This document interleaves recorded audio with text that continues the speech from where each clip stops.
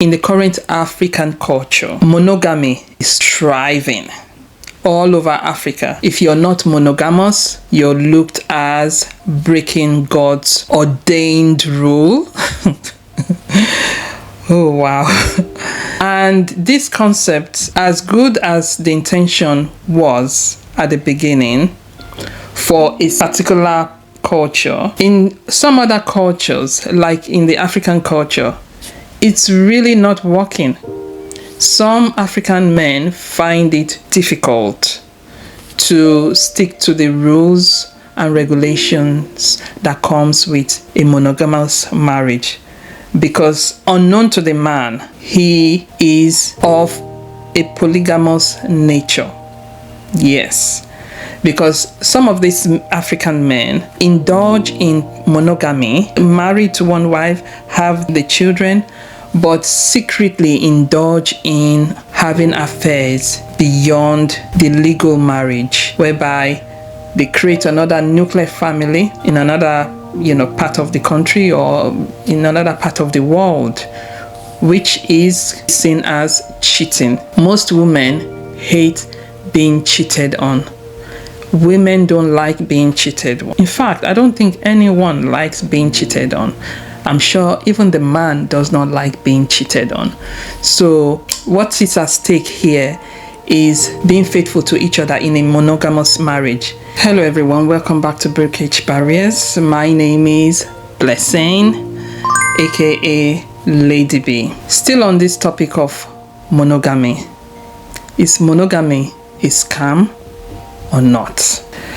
Before we delve into this discussion, do consider to subscribe, press the notification bell to watch more videos from this channel. Okay, down to the discussion.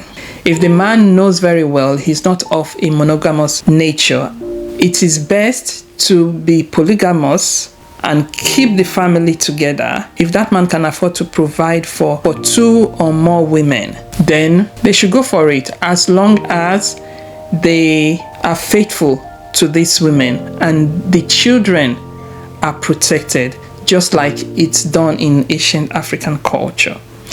If not, then pretending to be of a monogamous nature and cheating on the wife, creating different families in every corner of the world. These children that are bettered don't even get the chance of knowing one another. It makes the case for monogamous very difficult to support in marriages where unfaithfulness is rife, because these children who tend not to know themselves might grow up one day and end up marrying each other, being attracted to one another, not even knowing that they are siblings, which further combats the argument for monogamy, whereby rather than creating a faithful monogamous marriage, incest is being unknowingly created, which further makes the situation even more difficult. So it's best for one to be honest with oneself, know who you are, be honest to yourself. If you want to go polygamous, be faithful to the women and love the children and be present and active in the life of those children, rather than being untrue to yourself, pretending you have a monogamous marriage because that's what every other person can see, but secretly you have children and another family elsewhere. These are really difficult aspects of a monogamous marriage. Religiously, most Africans believe that polygamy is evil. Polygamy is a sin, not understanding that monogamy is actually a concept made by humans from another culture, practiced in that culture, and spread around through religion called Christianity. So it is the Christian value to be monogamous, but it is not evil to be polygamous. No, because the case of the narrative of Abraham, Isaac, Jacob, David proves so. It is not evil to be polygamous. It is an honest reaction to one's nature, and it is best to be an active contributor to the life of the children being polygamous, as opposed to being fakely monogamous and being inactive in the life of the children that were innocently brought into this world. It is an African ancient culture to be polygamous.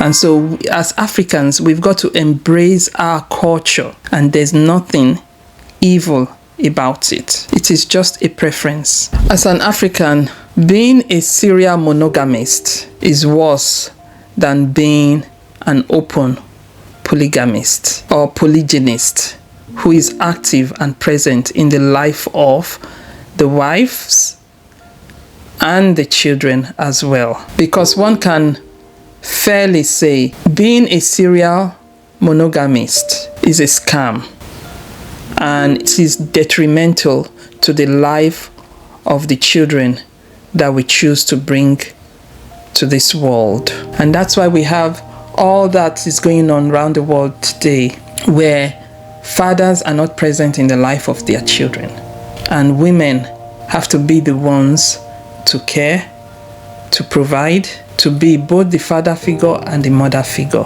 which is not how nature is. Nature is balanced. That's why we've been created male and female. The male children need the father figure in their lives to look up to. The female children need the female figure in their lives to look up to be able to embrace their full potential of whom and what God has created them to be. If you choose to go the African way, which is polygamous, you're only embracing your ancient African tradition. If you choose to be monogamist, it's not evil either. It's a good concept, but it needs to be toned with faithfulness, loyalty, activeness, responsibility, commitment to that family that you have chosen to be monogamous with. Thereby we have less cheating, less people murdering themselves because one partner chose to cheat. People murdering themselves because one partner chose to keep the children away from the other partner maliciously. With this, I say thank you so much for listening once again. Please tune in for the next upcoming video. Take care now.